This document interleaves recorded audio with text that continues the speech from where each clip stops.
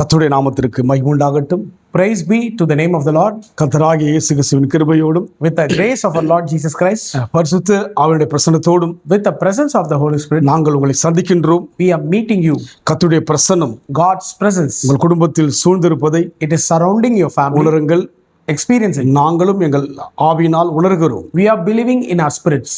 நிச்சயமாகவே Surely, இந்த சீரை பெற்ற நாம் the one who received this, பாக்கியமுள்ள மக்கள். they are the blessed people on this earth. கர்த்தரை ஆராதிப்பதே The one who are worshipping God is, பெரிய ஆசீர்வாதம். that is the greatest blessing. ஏனென்றால் Reason, நம் தேவன் பெரிய தேவன், the God who we worship is greater. வானாதி வானம் கொள்ளாத தேவன். He is greater than the heaven of heavens. வானம் அவருக்கு சிங்காசனமாக, Heaven is his foot sitting stool. பூமி அவருக்கு பாதபடியா இருக்கிறது. The earth is his footstool. நம் வாழ்க்கையிலே In our life, அவரோடு இணைந்து வாழ let us unite with God. நம்மை மனதார ஒப்பு கொடுப்போம். Will surrender completely. நீங்கள் தொடர்ந்து இந்த ஊழியத்தை நீங்கள் பார்ப்பதற்காக ஆண்டவர் சமூகத்தில் நாங்கள் நன்றி சொல்லுகிறோம். We are thanking God for you are continually watching this. நிச்சயமாய் இந்த ஊழியத்திலே பல மாற்றங்களை நீங்கள் சந்திப்பீர்கள். Surely through this ministry, you can able to see many changes coming in your life. நீங்களும் எங்களுடைய ஊழியத்தை உற்சாகப்படுத்துகிறீர்கள். You are also encouraging our ministry. நாம் யாவரும் இந்த ஊழியத்தை உற்சாகமாக செய்வோம். Let's encourage and do with happiness in this ministry. தேவனும் நம்மை பார்க்கும்போது உற்சாகப்படுகிறவராய் இருப்பார். When God is also looking at us, He will be happy also. இந்த வேளையிலும் கூட நாம் தியானிக்கும்படியாக Today also, let's meditate on God's சங்கீத word. புத்தகம் 46 சங்கீதம் 10 வசனம். Psalms 46 verse 10. நீங்கள் அமர்ந்திருந்து நானே தேவன் என்று அறிந்து கொள்ளுங்கள், ஜாதிகளுக்குள்ளே உயர்ந்திருப்பேன், பூமியிலே உயர்ந்திருப்பேன். Be still and know that I am God. I will be exalted among the heathen. I will be exalted in the earth. ஜாதிகளுக்குள்ளே தேவன் உயர்ந்தவராய் இருக்கிறார். It says, I will be exalted among the heathen. பூமியிலே உயர்ந்தவராய் இருக்கிறார். I will be exalted in the earth. எல்லா தேவர்களுக்கும் மகாராஜா அவர். He is the King of kings above everyone. அவர் நாமம் அல்லாமல் வேறொரு நாமம் ரட்சிப்பு அடைவதற்கு கட்டளையிடப்படவில்லை. There is no other name given to people get saved. இந்த உலகத்தில் இயேசு கிறிஸ்துவின் ஒரே நாமம்தான். In this entire world, only one name is given. மனிதனை மீட்க முடியும், ரட்சிக்க முடியும். The name of Jesus Christ will save man. ஏனென்றால் அவருடைய ரத்தம் இந்த பூமியிலே சிந்தப்பட்டபடியினாலே, Because his blood has been shed in this earth. ரத்த சிந்துதலில்லாமல் பாவம் மன்னிப்பு இல்லை என்று சொல்லி எல்லா விதமான மதங்களும் சொல்கிறது. All the religions saying without the shedding of blood there is no forgiveness of sin. எல்லா மதங்களும் தன்னுடைய பாவத்திற்காக அநேக விலங்குகளை பலியிடுவார்கள். When you look at every religions for their sin, they will sacrifice an animal for their sin. ஆனால் இயேசு கிறிஸ்து நமக்காய் பலியானார். But Jesus Christ died for our sins. அந்த ரத்தம்தான், That blood, மனிதனுடைய பாவத்தை மன்னிக்க முடியும். that blood of Jesus Christ alone can forgive the sins of. தேவனோடு இணைக்க முடியும். It can able to unite with God. அதனால்தான் இந்த சங்கீதக்காரர் சொல்கிறார், That is the reason he is saying, பூமியிலே உயர்ந்திருப்பேன், ஜாதிகளுக்குள்ளே உயர்ந்திருப்பேன். I will be exalted among the heathen. I will be exalted in the earth. ஏனென்றால் பூமியிலே மீட்பதற்கு இயேசு ஒருவருக்கு தான் தகுதி உண்டு. Reason, there is only one name, Jesus Christ. He has the authority. ஏனென்றால் ரத்தம் அவர்தான் பூமியிலே சிந்தினார். Because he is the one who shed blood for us. பாவமில்லாதபடிக்கு அவர் சிலுவையில் அறையப்பட்டார். He has been crucified without any blame.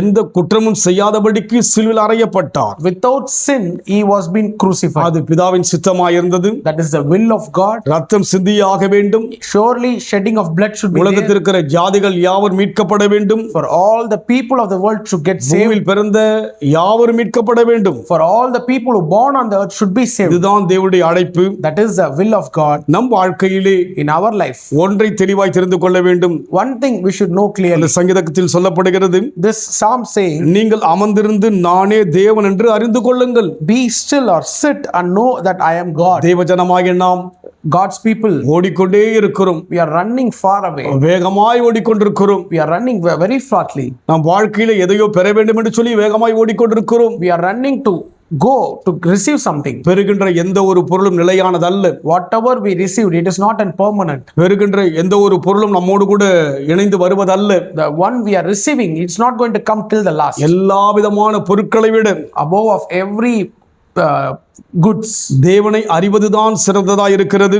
knowing God is the greatest gift. அவரை அறிய வேண்டும் என்று சொன்னால், To know God, வேகமாய் ஓடுகிற நான் the speedily running people, நின்று stand. அங்கே சொல்லப்படுகிற வண்ணமாய் அமர்ந்திருந்து And it says, be நம் still. பாரத்தை யார் சுமப்பார்? Who carries my நான் sin? ஓடுகிறேனே பாரத்தோடும், I'm running with a burden. நான் ஓடுகிறேனே தொடர்ந்து, I'm running continually. இதனால் என்ன பலன்? What is the gain I'm going to get? அமர்ந்திருப்போம், Let us be still. தேவனை அறிவோம், Let us know God. அவரை அறிந்து By knowing Him, நாம் செயல்படும் பொழுது whatever we do, அவர் எப்படி உயர்ந்திருக்கிறாரோ, how He is exalted. ஜாதிகளுக்குள்ளே உயர்ந்திருக்கிறார், He is exalted in the heathen. பூமியிலே உயர்ந்திருக்கிறார், He is exalted in the world. அதுபோல் நாம் உயர்ந்திருப்போம். We will also be exalted. தேவன் நம்மை தலையாக்கும்படி அழைத்திருக்கிறார். God has called us to be the head.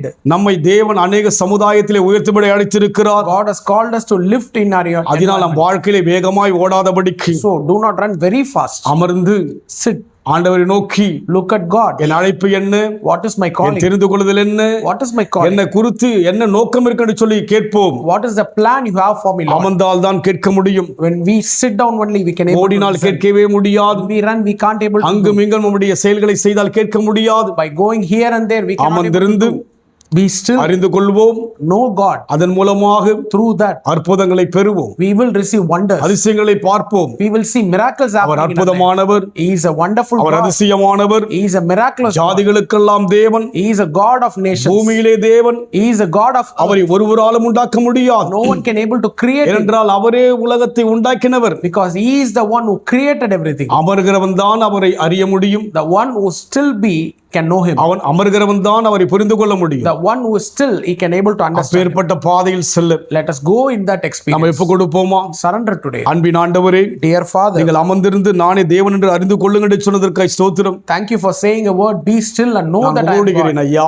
Yes, I am running, Lord. நான் ஆண்டவரே பல காரியங்களுக்காக ஆண்டவரே கடந்து போய் கொண்டே இருக்கிறேன். I am running continually for many things in my life. ஆண்டவரே, எனக்குள்ளாக ஒரு அமைதி இல்லாதபடி ஓடுகிறேன் ஐயா. Without a peace, I am running, Lord. அமர ஒப்பு கொடுக்கிறேன். I am surrendering to be உம்மை still. அறிய ஒப்பு கொடுக்கிறேன். I am surrendering to know you. ரீபாலா சந்தரபதியா, Oh, we thank you for that. லூக்கலபலபுதுருபியா. Thank you, Lord. தேவனே உமக்கு நன்றி. Thank you for that. நீரே எங்களுக்கு எல்லாம் ஆண்டவரே. You are all for ஆசீர்வதிங்க. bless us today. இயேசுவின் நாமத்தில் பிதாவே. In Jesus' name I pray. கர்த்தர் ஆசீர்வதிப்பாராக.